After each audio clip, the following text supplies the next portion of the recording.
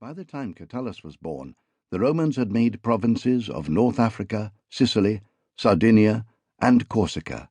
Spain, which they divided into two provinces, nearer and further, Transalpine Gaul, stretching across the south of France and northeast into Switzerland, Cisalpine Gaul, which encompassed northern Italy, including Catullus, Verona, Macedonia, Asia, western Turkey, and extended their global rule through numerous allied states.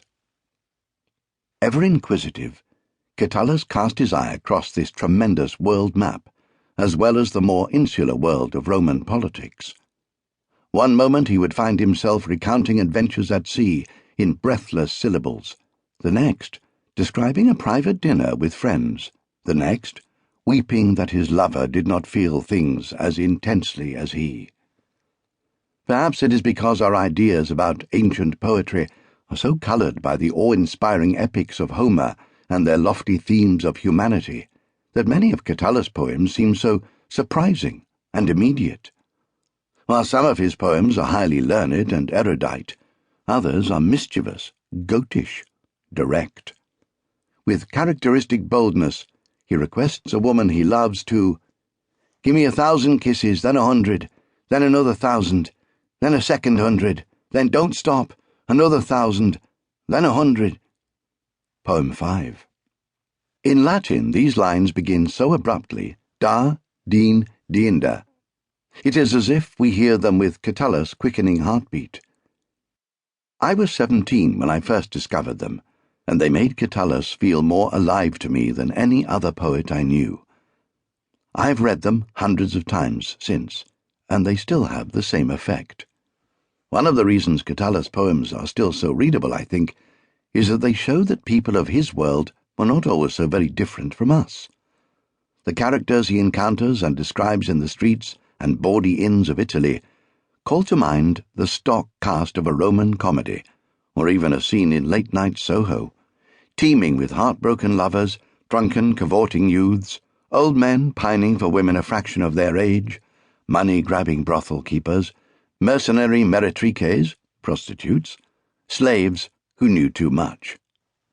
Catullus' immense skill as a poet lay in his ability to combine many literary genres in the Latin tongue, not just elements of comedy, but the clarity of Sappho, the celebrated female poet, the compact and erudite style of Hellenistic poets, and the wit of lewd graffiti in Rome, with themes as various as love, the writer's life, and the myth of Jason and the Argonauts. The Roman province of Macedonia incorporated much of mainland Greece, and in Catullus' day, Greek culture had well and truly permeated Rome's own. While never enslaved to his Greek predecessors, when he wanted to be particularly learned, Catullus adapted their poetic ideas to convey them with new feeling. He forged new Latin words and was partial to diminutives: misere passer, poor little sparrow; scortilium, little tart. He feverishly combined elegantly phrased sentiment with colloquialism and obscenity, unnerving the more serious Romans who believed that a jibe at one man's sexual inadequacy was what high-spirited youths scribbled on walls and brandished in tense moments, not what educated writers preserved in fine papyrus scrolls. His work would therefore prove unsettling for some of the older generation, as well as important public figures such as Cicero, the great orator, who had rather conservative tastes.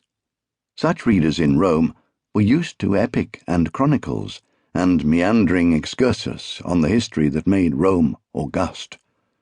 They had the patience to work through manual-like offerings on farming, if not to write them.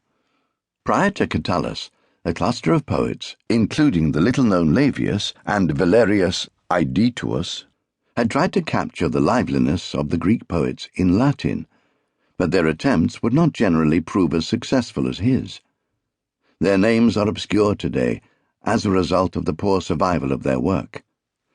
Catullus did not shirk sobriety, but framed it unexpectedly, and with a finesse of the kind that many of his literary predecessors lacked. The apparent simplicity of Catullus' poetry